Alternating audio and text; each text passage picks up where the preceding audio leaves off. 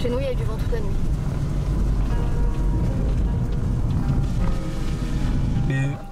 Les raies de lumière. Ah, waouh. Ouais. Attends, je vais filmer. Je vais filmer les raies de lumière. Juste parce qu'on l'a dit. Ouais.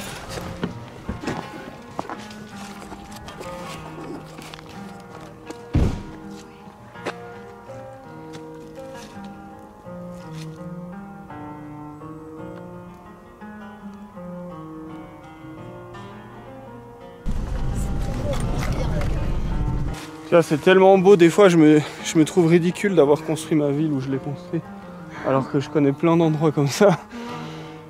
Mais bon. Et comme tu dis, le but c'est pas non plus d'amener ouais, un endroit qui est magnifique à être regardé par les gens qui vont voir. C'est ça, et puis est-ce que c'est beau parce que personne n'y met les pieds? Ouais. C'est peut-être aussi la raison. C'était beaucoup ça la logique de base. Un jet. Ah, c'était un pic? Ouais, c'est celui qu'on avait rangé, il a crié quand il est arrivé.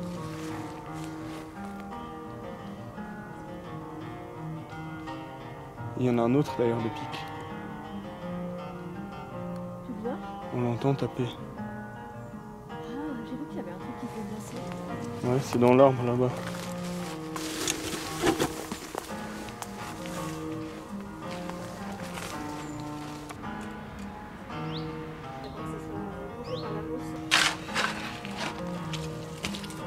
Le début de l'automne, l'an passé à la fin de l'hiver, il y avait des couches de boue comme ça.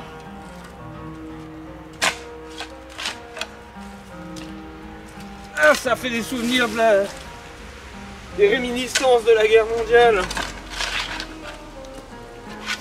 Ils ont construit leur civilisation et dans leurs grands monuments, ils ont mis leurs dieux, ils ont mis leurs mythes, ils ont mis leurs aspirations, des choses qui leur font peur ou qui leur donnent de l'espoir. Eh bien, c'est le personnage qui est tout en haut là, c'est le fou et son chien qui dansent.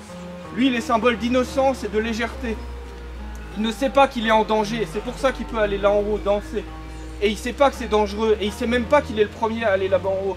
Il sait même pas, il sait rien en fait. Il est léger et innocent, comme un enfant qui danse ou comme un fou qui n'a plus accès à aucune raison. Même la raison n'a pas prise sur lui. Et il danse comme ça tout en haut de la plus haute pointe. Et il va même plus haut que la plus haute pointe, son corps dépasse de la pointe, et même ses cheveux dépassent de son corps. Il monte comme ça, il est là. Mais en réalité c'est plus profond, je pense que même dans un discours, quand je vous parle, vous me comprenez parce qu'il y a de l'ordre. C'est des choses, voilà, des mots en français qu'on a tous entendus, ça c'est de l'ordre.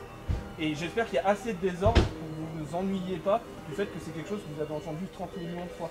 Si je disais une chose que vous aviez trop entendue, eh bien il y aurait trop d'ordre. Et donc je pense que même dans un discours et en fait dans plein de choses dans l'existence, eh bien on peut retrouver cette logique d'ordre et de désordre, que trop ordonné ça perd de l'intérêt et trop désordonné ça perd de l'intérêt. Voilà, donc le quartier de l'ivresse qui est là pour parler justement du fait de rajouter du désordre. Je pense que je vais aller allumer, c'est le bon moment. Vous pouvez me poser des questions sur tout et n'importe quoi si vous le souhaitez.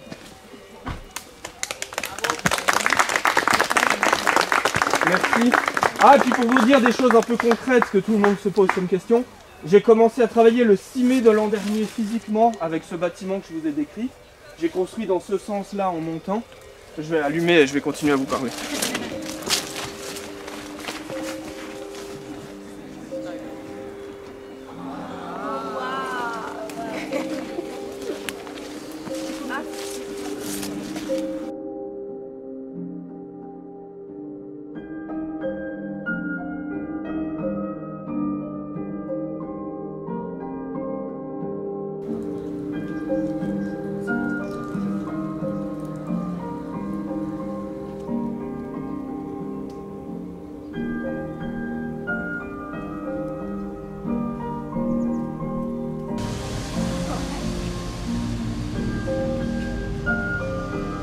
Les liens qu'il y a. Ouais. Je comprends. Bah, c'est le Moyen-Âge. La boue me déprime. Mais là, il fait soleil. Et la ville était bien éclairée encore il y a 20 minutes, 30 minutes. Et en vrai, c'est moins déprimant. Donc, c'est très basique à dire, mais je crois que tout simplement l'ombre et la pluie l'ombre, la pluie et la boue me dépriment. Le soleil, le sec me redonne du courage et de la beauté. En gros, je préfère quand même ma ville dans le sec et le soleil. Et c'est d'ailleurs comme ça qu'elle a été construite. Elle a été construite pendant des étés secs, quoi, avec le soleil qui tape. C'est son environnement, en tout cas, c'est comme ça qu'elle a été travaillée. Après, bon, bah voilà, elle va vivre la pluie, la neige, toutes ces autres choses.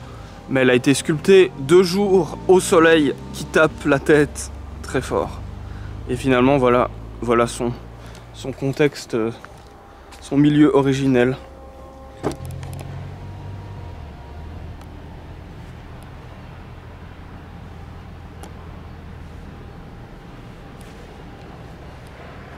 Il y a plein de coccinelles qui volent partout sur ma citadelle.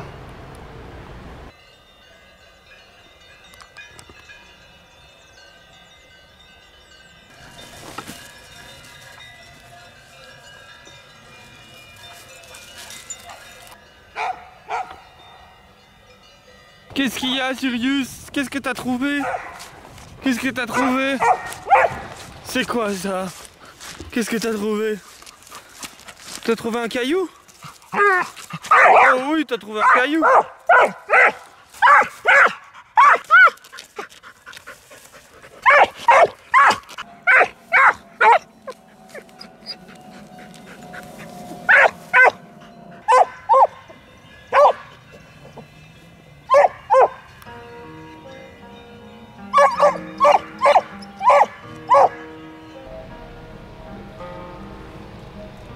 De temps en temps mes dessins de rêve sur Instagram et j'ai des gens qui m'écrivent et qui me disent oh tu fais des cauchemars horribles. Bah là le dernier que j'ai dessiné, il y avait un coq dans la montagne, je glissais dans l'herbe et il y a un coq jaune, un coq de bruyère, mais au lieu d'être noir et rouge il était jaune, et puis il venait, il m'attaquait, il essayait de me piquer et moi j'essayais de le repousser.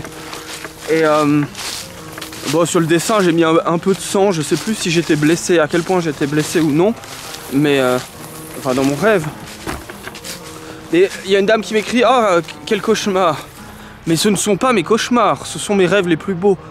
C'est-à-dire que, et là vous pouvez vous dire « Ah, les cauchemars que François fait doivent être encore plus horribles, avec des gens qui brûlent et tout. » Non, mes cauchemars c'est la bureautique.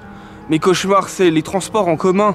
Mes cauchemars, c'est votre vie, ou ma vie aussi, mais la vôtre très certainement. C'est ça mes cauchemars. C'est-à-dire que c'est horrible, le monde dans lequel on vit est horrible. La vie qu'on a au quotidien est absolument horrible. Les ronds-points, les bouchons, la caisse du supermarché, la bureautique, toutes ces choses sont profondément laides et horribles. Ce sont mes pires cauchemars. Ce sont mes pires cauchemars et j'en rêve parfois. Je rêve parfois de transport en commun ou de bureautique, c'est-à-dire que je rêve que je suis en train de trier des dossiers, de manipuler des fichiers et de les mettre à d'autres endroits. Et c'est horrible, ce sont des véritables cauchemars. Notre vie est cauchemardesque, la vie humaine actuelle est... en tout cas actuelle est cauchemardesque. Et donc quand je rêve d'un coq de bruyère, que je glisse dans les hautes herbes mouillées et que je tombe et qu'un coq de bruyère vient me picorer les jambes, eh bien c'est pas un cauchemar du tout. C'est une échappatoire, enfin. En fait, un autre monde est possible. Et là pour le coup, il est pas si loufoque en fait. Il y a peut-être... c'est pas si loufoque comme rêve, vous voyez, enfin bref. Tout ça pour vous dire que... Ouais, qu'il y a une inversion, comme pour les gens, c'est comme si, je rêve que je suis chez moi et je vais acheter des choses et je rentre et après je fais de la bureautique. Ah, quel merveilleux rêve tu as fait là. Non, c'est horrible, c'est ça un cauchemar, ça c'est horrible, ça c'est terrifiant. Pareil pour les rêves sous licence. Il m'arrive de faire des rêves qui en fait sont sous licence intellectuelle. C'est-à-dire qu'il y a une propriété intellectuelle dans mon rêve. Ce qui veut dire que si mon rêve était diffusé au cinéma, j'aurais un procès. J'aurais un procès si mon rêve est diffusé au cinéma. Parce qu'il y a des licences. Il y a des propriétés intellectuelles dans mon rêve. Ça peut être n'importe quoi, d'un film, d'un jeu vidéo, de quelque chose. Ben ça c'est horrible. Rendez-vous compte. Rendez-vous compte que votre inconscient le plus profond est soumis à propriété intellectuelle. Alors tant que vous le diffusez pas, en gros tant qu'il est caché, ça va. Mais en fait, comme tous les crimes, tous les méfaits cachés, eh ben, personne va vous les reprocher si personne ne le sait. Ça veut pas dire qu'ils sont... Justement, ça veut pas dire qu'ils sont bons, qu'ils sont sains. Eh bien, c'est ce qui se passe quand vous rêvez d'une propriété intellectuelle. C'est extrêmement malsain. Et c'est pas parce que c'est pas poursuivi par la justice que ça ne l'est pas. C'est extrêmement malsain. C'est terrible ce qui nous arrive. Mais ce qui est le plus terrible, c'est en fait ce qui est en dehors des rêves. C'est que mes pires cauchemars, eh ben ça ressemble à la réalité. En tout cas, la réalité quand je me remets à rentrer en contact avec l'humanité. Alors, est-ce que c'est moi qui ai un problème globalement avec l'humanité, ou est-ce que c'est l'humanité qui a un problème globalement? Franchement, la vie de ces millions de gens, ça ressemble à mes cauchemars. Ça ressemble à mes pires cauchemars. Moi, les rêves où je rêve que des colonnes de feu tombent du ciel et brûlent tout, ce qu'on pourrait appeler un cauchemar au sens basique du terme, eh bien c'est beaucoup moins un cauchemar que rêver de la bureautique ou des transports en commun. C'est-à-dire que ce qui est cauchemardesque, c'est cette espèce de truc qui se répète à l'infini, qui n'a aucune saveur, aucun intérêt, aucun être. En fait, l'humanité est littéralement en train de crever, littéralement. Elle est en train de mourir, de s'assécher de l'intérieur. Enfin bref. Je suis venu ramasser des châtaignes. Regardez, il y a des châtaignes ici un peu.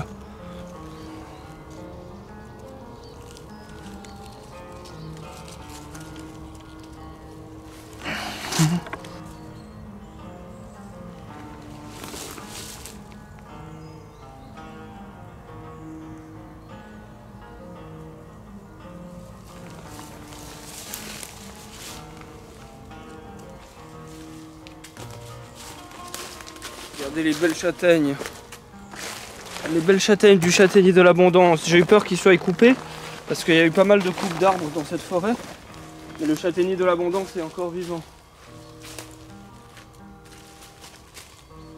Triste que ma sculpture ne puisse pas bénéficier de cette lumière rasante d'automne. Parce que elle est au pied de la montagne, donc le soleil est couché depuis bien longtemps pour ma sculpture. Donc, du coup, elle bénéficie pas de très beaux couchers de soleil. Le soleil se couche environ vers 4 heures de l'après-midi à ma sculpture. Donc vous voyez le soleil rasant d'automne, elle ne peut pas en bénéficier. C'est triste, c'est des choses auxquelles je penserai peut-être si je refais une sculpture. Mais bon, ce genre de critères un peu rationnels, quoique je ne sais pas s'ils sont rationnels, mais voilà, il y a toujours 30 millions de critères et au final c'est plus un acte de folie que d'entamer une sculpture à un endroit. En tout cas, c'est dommage que la sculpture ait pas ce beau soleil.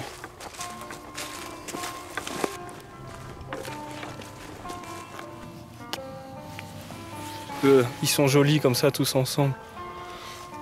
C'est un peu violent de tous les écraser d'un coup.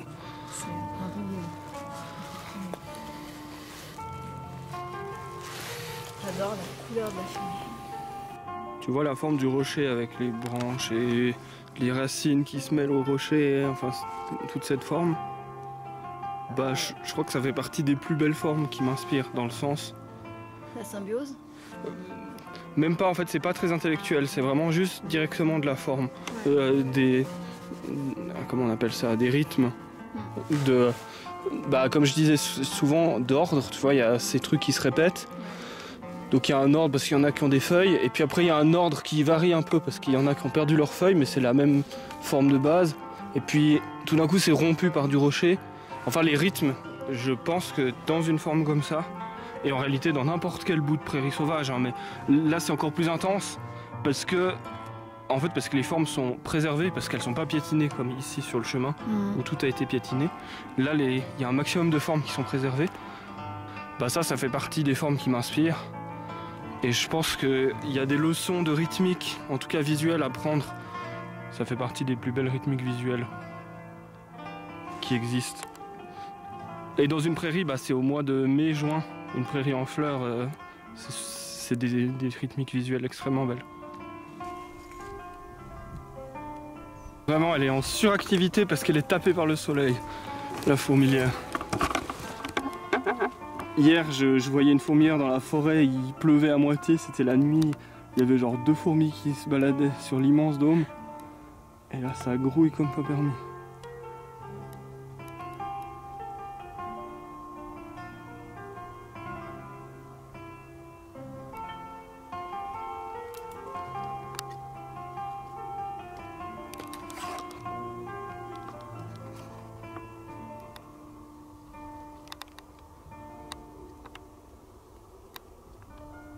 Il y a une plante sèche qui fait des espèces d'oursins, là, des espèces d'explosions. Là. Ouais. Ça fait encore plus des images de science-fiction si on zoome dessus. Avec les fourmis, il y en a plus haut. C'est celle plus haut que je trouve vraiment jolie. Parce qu'il y a les fourmis autour, on dirait vraiment un autre monde.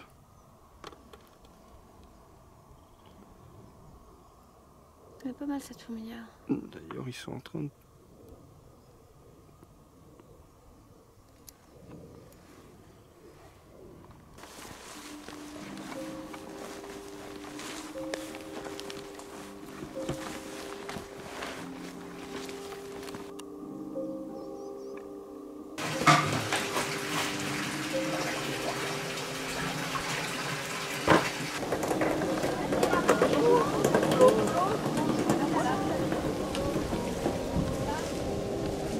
Ça fait combien de temps vous avez commencé? Une année et demie et 2 ans. En plus? Bravo.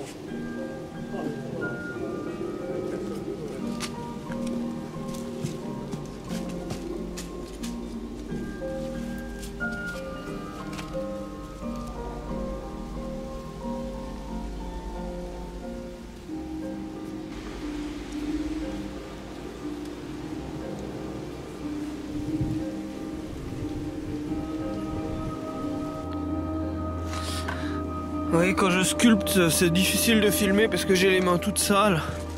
Je pensais pas venir travailler aujourd'hui, mais finalement, ça fait 2-3 jours qu'il fait soleil, donc j'ai repris le travail, vous voyez.